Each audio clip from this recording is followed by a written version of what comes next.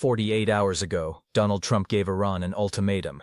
Monday night, obliterate their power plants or face the deadline. Monday morning, Trump walked it back completely and announced something nobody saw coming. We have had very strong talks with Iran. We have major points of agreement. I would say almost all points of agreement. 15 points, actually. He said his envoys Steve Witkoff and Jared Kushner had been negotiating with a senior Iranian official he refused to name. He said both sides want a deal. He said Iran agreed not to pursue nuclear weapons, not to enrich uranium, to hand over existing stockpiles, and to reopen the Strait of Hormuz. He said if they follow through, the conflict ends. He ordered the Pentagon to postpone all strikes on Iranian power plants for 5 days. Oil prices immediately dropped 13%. Brent crude fell from $114 to $99 per barrel. Wall Street rallied. The S&P 500 posted its best day since the war began, and then Iran responded. No negotiations have been held with the U.S. This is fake news to manipulate financial and oil markets and escape the quagmire in which the U.S. and Israel are trapped. That was Mohammad Bagher Ghalibaf, Speaker of Iran's parliament. The man multiple sources say Trump's team has been trying to reach. Iran's foreign ministry spokesman echoed the denial. There is no dialogue between Tehran and Washington.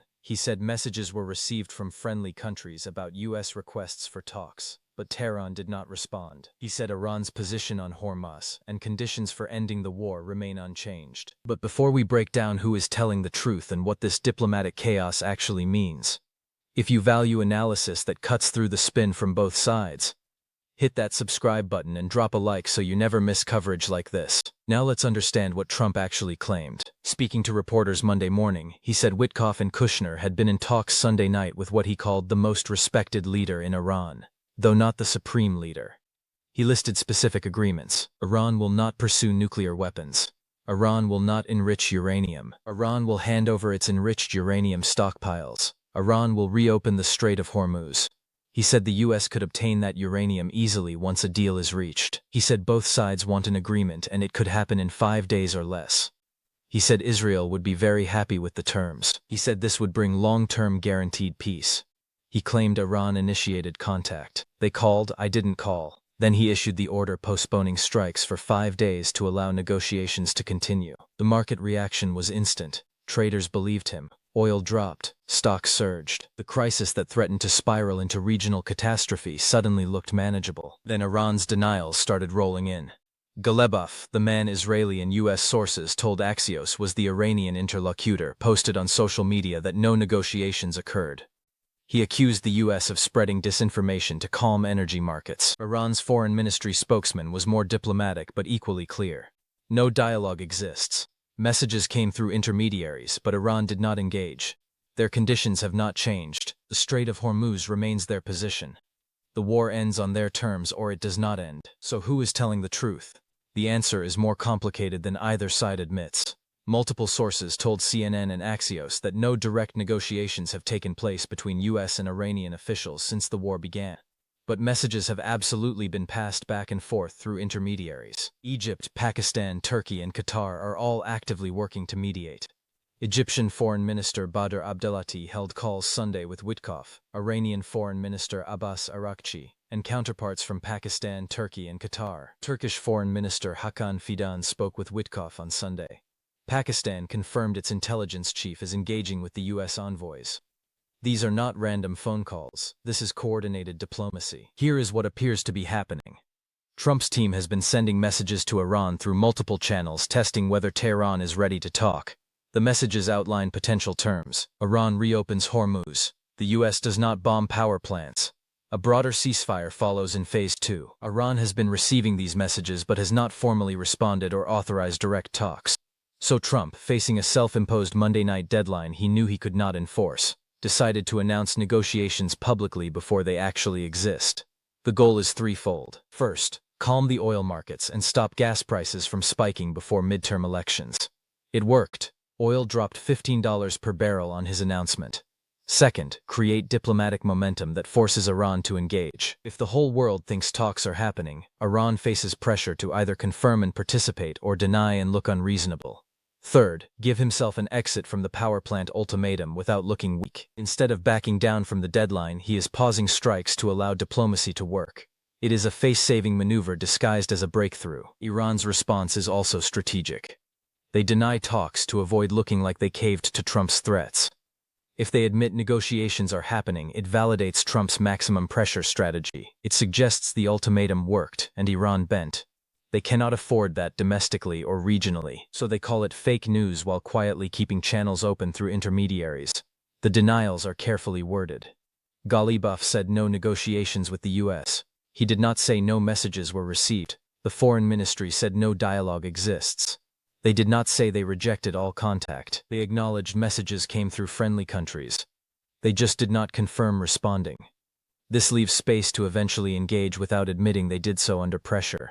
Both sides are positioning. Trump is trying to create the appearance of progress to justify walking back his ultimatum.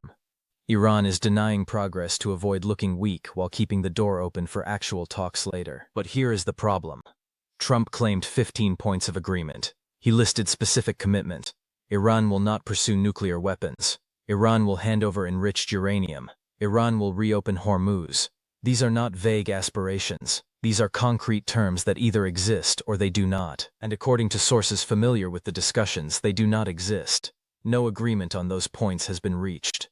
Messages have been sent outlining possible frameworks, but Iran has not accepted those frameworks. So Trump either invented the agreements to manipulate markets, or he is counting preliminary message exchanges as binding commitment.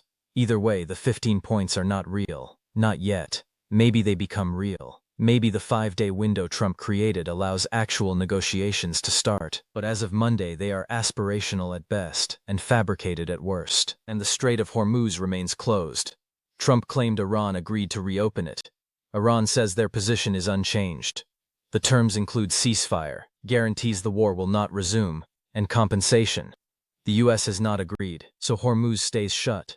Oil at $99 is still $40 higher than pre-war. Gas is still $3.94 per gallon. The economic pressure remains. Netanyahu backed the diplomatic effort Monday. Trump believes there is an opportunity to leverage achievements to realize goals through an agreement. Israel is on board if terms include Iran giving up nuclear program, missiles, and proxies. Iran is not giving up any of that. The gap remains enormous. Which brings us to Ghalibaf, the man at the center of this confusion. He is a former IRGC general, former Tehran mayor, and current parliament speaker. He is close to new Supreme Leader Mojtaba Khamenei. He played a key role in managing Iran's war effort during the 12-day war in June. He is one of the most senior civilian officials with real decision-making power in Tehran. U.S. officials see him as someone who could potentially negotiate because he has the credibility and connections to deliver. But Ghalibaf himself insists no talks occurred and accused the U.S. of market manipulation. So what happens next? Trump created a 5-day window. If real talks start in that window and produce tangible progress, he can extend it and claim victory.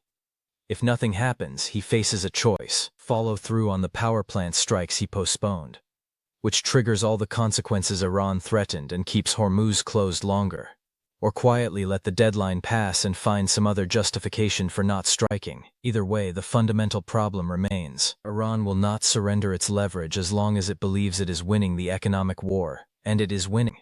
Every week Hormuz stays closed, American voters feel pain at the pump.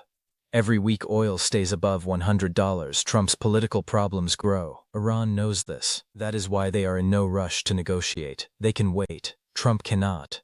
So he announced talks that may not exist to buy himself time and calm the markets. Iran denied the talks to avoid looking weak while keeping options open. And now the world waits 5 days to see if any of it was real. 2 days ago, Trump threatened to obliterate Iran's power plants. Today, he claims they are negotiating peace.